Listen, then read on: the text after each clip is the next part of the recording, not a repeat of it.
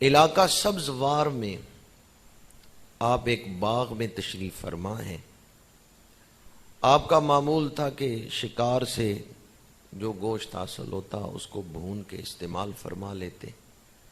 مسلسل سفر میں تھے تو علاقہ سبزوار ایک باغ میں خواجہ صاحب تشریف فرما ہیں. چند ایک آپ کے رفقا خدام بھی ساتھ تھے. اس علاقے کا جو حاکم تھا اس کا نام تھا شیخ یادگار محمد. یہ نواب تھا، حاکم تھا اس علاقے کا. اور جس باغ میں خواجہ صاحب نے ڈیرا لگایا کچھ دیر قیام کرنے کے لیے، مستقل ڈیرا تو نہیں تھا، سفر میں تھے، اسی باغ میں شیخ یادگار محمد بھی سیر کرنے آتا تھا. تالاب کے کنارے اس کی مسند تھی، وہاں بیٹھتا تھا اور عیش و عشرت کی محفل منعقد کرتا تھا. ادھر خواجہ صاحب باغ میں آ کے تشریف فرما ہوئے، آپ کے درویش کھانا تیار کر رہے ہیں. ادھر شیخ یادگار محمد جو کہ اس علاقہ سبزوار کا حاکم ہے وہ آ گیا. اس کے جو ملازم تھے جن کی ڈیوٹی تھی باغ کی صفائی کی اور باغ کا خیال رکھنے کی، وہ دوڑے ہوئے آئے خواجہ صاحب کے پاس اور کہنے لگے کہ حاکم آ گیا ہے باغ کی سیر کرنے، تو آپ باغ سے نکلیں. خواجہ صاحب نے فرمایا میں تو اپنی جگہ سے نہیں اٹھوں گا، میں تو جہاں بیٹھا ہوں یہاں ہی بیٹھا رہوں گا. انہوں نے کہا یہ جو شیخ یادگار محمد آ رہا ہے یہ ایک ظالم انسان ہے، بد عقیدہ ہے، صحابہ کرام کی بے ادبی کرتا ہے، بالخصوص سیدنا صدیق اکبر فاروق اعظم رضی اللہ تعالیٰ عنہما کو نہیں مانتا، تو یہ آپ کا ادب نہیں کرے گا، بہتر ہے آپ اٹھ کے چلے جائیں. خواجہ صاحب نے فرمایا تم چلے جاؤ اور دیکھو میرا رب کیا کرتا ہے، اللہ کی قدرت کے نظارے کرو. اب وہ ڈر کے مارے بادشاہ کے پاس نہیں جا رہے، حاکم کے پاس، اور خواجہ صاحب کو بھی اٹھا نہیں پا رہے. اتنی دیر میں حاکم باغ کے دروازے تک پہنچ گیا. اس نے پوچھا یہ کون لوگ ہیں جو باغ میں پہلے سے ہی بیٹھے ہوئے ہیں؟ بتایا گیا کچھ فقیر ہیں، سفر کر رہے ہیں، باغ میں بیٹھ گئے ہیں. وہ سواری پہ تھا، گھوڑے کو دوڑاتے ہوئے خواجہ صاحب کے سامنے آ گیا. آپ زمین پہ تشریف فرما تھے. اس نے کہا آپ کون ہیں؟ فرمایا اللہ کے بندے ہیں، جیسے تم اللہ کے بندے ہو ہم بھی اللہ کے بندے ہیں. اس نے کہا میری طرح تو تم نہیں ہو، میں تو نواب ہوں، میں تو اس علاقے کا حاکم ہوں، اور آپ تو فقیر ہیں اور کہتے ہیں میری طرح ہیں.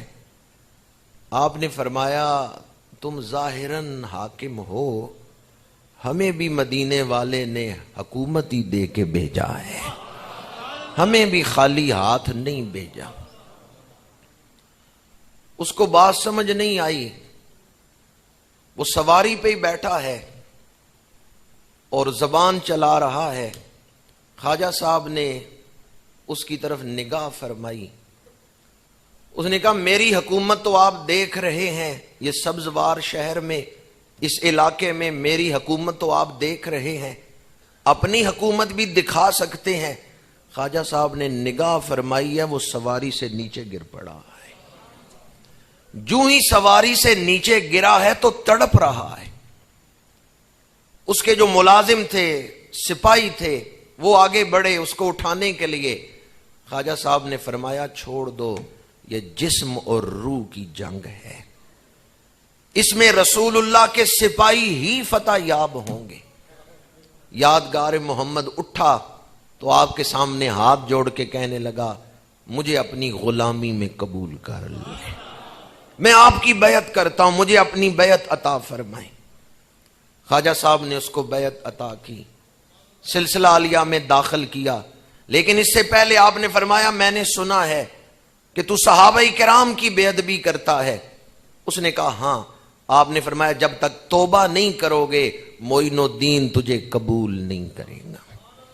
پہلے اسے توبہ کروائی، صحابہ کرام کی شان بیان کی اور اس سے توبہ کروائی. جب اس نے توبہ کر لی پھر آپ نے اسے اپنی بیعت میں قبول فرمایا.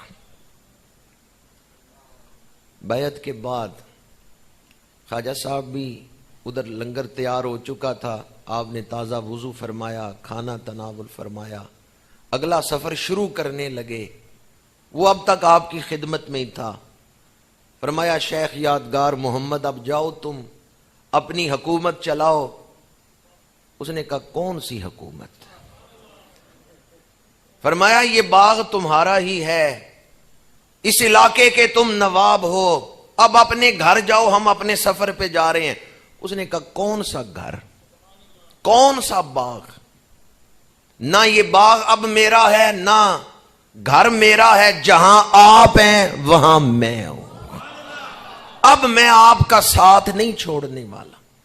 نوابی چھوڑ دی ہے، حکومت چھوڑ دی ہے، باغ چھوڑ دیا ہے، اور آپ کے ساتھ غلام بن کے، درویش بن کے اس نے سفر کیا ہے. اور آج اس کی قبر اجمیر شریف میں اسی احاطے میں موجود ہے. ساری زندگی آپ کی غلامی میں گزاری، لیکن ملاقات سے پہلے کیا تھا، ملاقات کے بعد کیا رنگ چڑھا ہے. حضرت خواجہ صاحب نے اس کا دل بدل دیا ہے، اس کی کیفیت کو بدل دیا ہے. خواجہ صاحب نے فرمایا جاؤ گھر جاؤ. اس نے کہا کون سا گھر، اب میرا گھر آپ کے قدموں میں ہی ہے. اے باغ بہاراں تے گلزاراں بن یاراں کس کاری. آپ نہ نظر آئیں تو باغ کس کام کے، آپ کا قرب نہ ملے، آپ کی زیارت نہ ہو تو یہ حکومت کس کام کی. آپ نے فرمایا میں تو اجمیر جا رہا ہوں. اس نے کہا جہاں آپ جائیں گے میں بھی آپ کے ساتھ ہی ہوں. تاریخ پڑھ کے دیکھیں، بادشاہوں نے تخت چھوڑ کر فقیری اختیار کی ہے، لیکن فقیروں نے فقر چھوڑ کے تخت نہیں پسند فرمایا. تاریخ اٹھا کے دیکھ لیں کتنے بادشاہ ایسے ہیں جنہوں نے بادشاہی چھوڑ کے فقر اختیار کی. اجمیر شریف میں جو سجادگان ہیں ان کی دو قسمیں ہیں، ایک ہیں شیخ زادگان، ایک ہیں سید زادگان.